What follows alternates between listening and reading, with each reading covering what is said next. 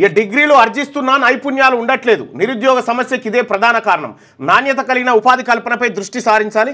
వ్యవసాయ రంగంలో పెట్టుబడులు పెరగాలి. ఆర్థికాభివృద్ధికి ద్రవ్యోల్బణం, ద్రవ్యలోటు, రుణాలు తగ్గించుకోవడం ముఖ్యం. ఈనాడు ఇంటర్వ్యూలో పీఎం ఆర్థిక సలహా మండలి నూతన చైర్మన్ ప్రొఫెసర్ మహేంద్ర దేవ్ చెప్తున్నటువంటి మాట.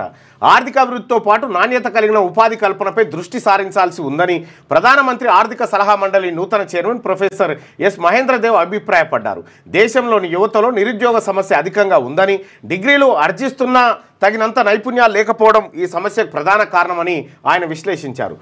నాణ్యమైన ఉపాధి, అధిక సంఖ్యలో ఉద్యోగాల కల్పనకు వినూత్నమైన విధానాలను ఆవిష్కరించాలని సూచించారు.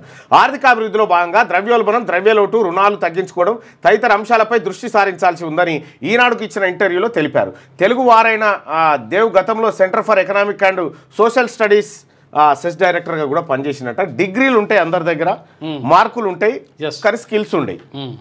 అది వచ్చింది బాధ. అందుకనే స్కిల్ యూనివర్సిటీ అని చెప్పేసి ఇప్పుడు మళ్ళీ తీసుకొస్తున్నారు.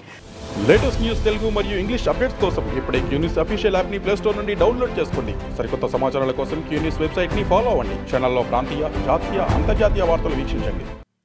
లైక్ చేయండి.